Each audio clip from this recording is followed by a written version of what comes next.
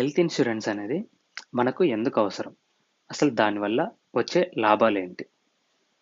స్ సడెన్‌గా మీ ఫ్యామిలీలో గాని, మీకే గాని ఏదైనా సడెన్‌గా ఏదైనా డిసీజ్ గాని, సమ్ వైరల్ ఫీవర్ గాని, సమ్ ఏదైనా చిన్న యాక్సిడెంట్ జరిగిందనుకోండి.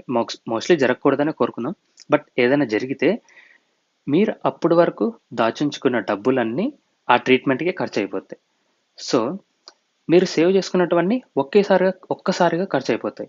మీరు అప్పటి వరకు దాచుకునేటివన్నీ మీరు ఏదో సమ్ ప్లాన్స్ ఉండే ఉంటాయి కదా! లైక్ ఈ పర్టిక్యులర్ థింగ్‌కి మనం ఈ మనీ దాచిపెట్టుకుందాం అనేలాగా. సో, ఆ ఆశలన్నీ మనకు ఆవిరైపోతాయి. అలా అవ్వకుండా ఉండాలంటే హెల్త్ ఇన్స్యూరెన్స్ చాలా అవసరం. హెల్త్ ఇన్స్యూరెన్స్ అనేది మనకు చాలా థింగ్స్ కవర్ చేస్తది. అందులో మెయిన్ వచ్చేసి మనకు డయాగ్నోసిస్‌కి, రూమ్ రెంట్‌లకి, తర్వాత మీకు హాస్పిటల్ బిల్స్, మెడిసిన్ బిల్స్. ఇంకొకటేంటంటే మీరు హాస్పిటలైజేషన్ అయ్యుంటారు గదా! ట్రీట్మెంట్ తీసుకుంటారు గదా!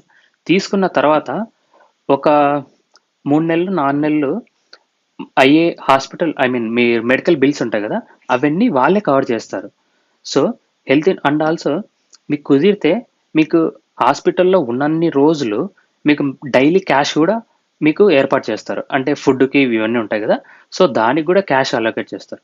సో, మీకు మీరు ఈ హెల్త్ ఇన్స్యూరెన్స్ తీసుకోకపోతే ఇవన్నీ బిల్స్ మీ మీద పడిపోతాయి. మీ సేవింగ్స్ అన్నీ మొత్తం ఆ ట్రీట్మెంట్‌కే ఖర్చవుతాయి. అంటే యూజ్ అయ్యేది మనకే. కానీ మొత్తం మనకు తెలియకుండానే అంతా ఆవిరైపోతది. సో, అలా అవ్వకుండా ఉండాలంటే హెల్త్ ఇన్స్యూరెన్స్ అనేది మనం ఖచ్చితంగా తీసుకోవాలి. హెల్త్ ఇన్స్యూరెన్స్‌లో మనకి మాక్సిమం అంటే పర్ మంత్‌కి మాక్సిమం 1000 లేదంటే 1200 అంతకు మించి అస్సలు కాదు.